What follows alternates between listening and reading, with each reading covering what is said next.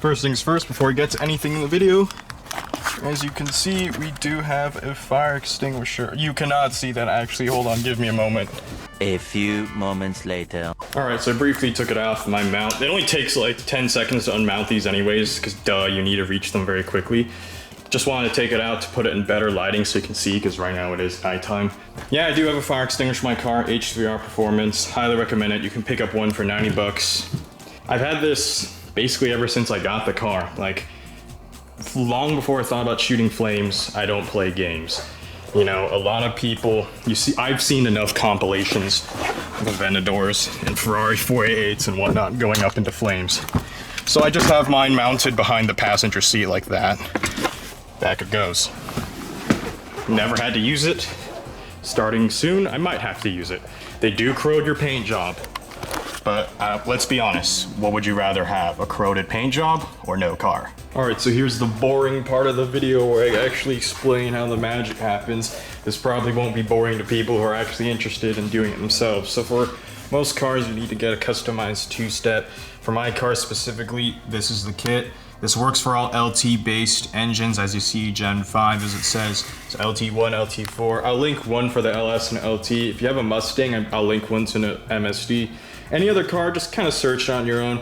Be wary of what kits you buy. If something is like 70 bucks, it's 70 bucks for a reason. This was 440 bucks. Some of them, like I think the LS is only 230-ish if I'm correct. But you know, they're not cheap, but they do what they do. So as you can see, it is a spark cut. So you do see all these wires. So we actually wired it back through the dash, through the heat shield. As for adjusting it, any screw will work. I didn't even know it came with one. I actually used my own, but apparently these kits come with one. Woo. You literally just turn it. So as you can see here, the 1000 will set your 1000. So right now it's at 1000. Here the 100 set the 100, so 1900. Just simple math, because it's set to 9 as you see, it's set to 1 here. You can move it up to 2, then it becomes 2900. You move this down to 5, then it will become, in this case, it'd be 1500, but assuming you move this to 2, move that to 5, it'd be 2500. So this one controls the hundreds, this one controls the thousands, and that's basically all you need to know. A lot of people for the Z06 also put it on top of the brake fluid. I'm not sure how I feel about that, but I'm not gonna tell you to live your life. You can run the wires through here, obviously through the inside of the panel, so you'd have to pull this out, you'd have to pull this weather lining out, run the wires through it, and then you would fetch the wire from here, and you could give up some of your, I wouldn't know about giving up this, but a lot of people like to give up their trunks because this is also 12 volts, so you can give up your trunk for it. Welcome to the re-upload. As you can see, it is now day and I have an entirely different watch on, so that's how you know this is not where we left off from. The reason I'm re-uploading it is because 3 seconds of something from my previous video got this video a community guideline warning. Not a strike, just a warning, thankfully. So brief tutorial of the use of system. So you want to gas it past around 3,000, 4,000. So obviously I set mine to 1900 as you guys saw earlier with the adjusting that I did. Shut up, modern technology. Jeez, I can't believe that line still made it in this re-upload. So to try to get to the 3,000, 4,000 range, then you want to push the button. As the button is pushed down, you want to just do a quick little jab. And then you release the button. So it's just 4 easy steps. So rev to 3K, push button, jab, let go.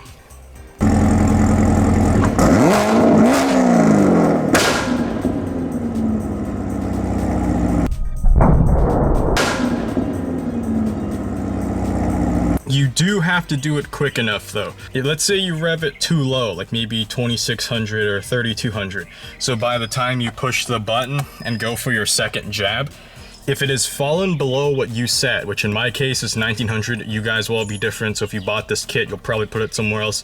If I fall below 1900 by the time I do the second jab, I will not shoot flames. I've completely missed my window that I should have tried to aim for. So you do have to get the timing correct. Alternatively, you can just lame game it and just push the button down and slowly build up to where your limiter is. So I can just start from 0 and rev to 1900. Now, when you do this technique, it's not really good for your engine because you're just bouncing off your limiter. It is basically for launch control. Like, you can still do it, but you should use it with the intent to move afterwards. Otherwise, it's not that great for reliability's sake. It doesn't even shoot that big of flames. I'm just gonna shut up and show me doing that once and the result of what happens when you do that.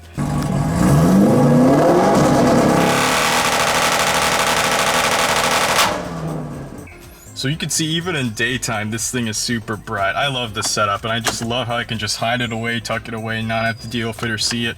Whenever I want to use it, I can just put it out again. It's not like I even use my cigarette lighter. So by the way, what I really like about the Corvette is you have a charging port here. Yeah, I have earphones in my car now because my car will shatter my eardrums. By the way, once you get one of these installed, please don't be a douche and just rev it at every car. I mean, I had some comments in the... Since I'm now in the future re-uploading, I can kind of comment back to these in the video. Guys, I'm not going to use this to just blow out everyone's eardrums randomly. You know who I am, you know the type of channel I run. I'm a midlife crisis Corvette owner. I'm probably one of the cleanest YouTubers out there. I don't ever get my hands dirty. Like, I'm not gonna snitch on you for street racing or shutting down meets or doing takeovers, but me personally, I'm not about that life, so you guys should know better. I just did this for content because I thought it'd be a funny video, and it is a funny video. It was really experimental. I had a lot of fun doing it, so you're definitely spinning it way too much against my favor for those commenters who left comments like that. You're trying too hard to hate me for literally no reason. We're just doing this for fun. Be responsible, alright? You want to do it in the countryside in the middle of nowhere like where I did it? Sure. That's where I did the demonstrations, was literally in the countryside in the middle of nowhere. Don't do this in a city. Don't accidentally start a gang war. Not quite done yet. I will show you guys some slowed down footage times 10 so you can get a better look at the flames. I unfortunately don't have a high-speed camera, but it is what it is. If you've been enjoying the video so far, make sure to like and subscribe because I will be doing more stuff, not just to this Corvette, but I am building a Miata soon, just for kicks and giggles. I'm trying to build something different. I'm not trying to build the fastest thing on the road, just something that I think is show-worthy and nice, and that goes for the Miata that we'll soon work on. So if that excites you, make sure to stay tuned and make sure to hit that subscribe button. Other than that, that's the last you're gonna hear of me from this video, so go ahead and enjoy these slow-mos.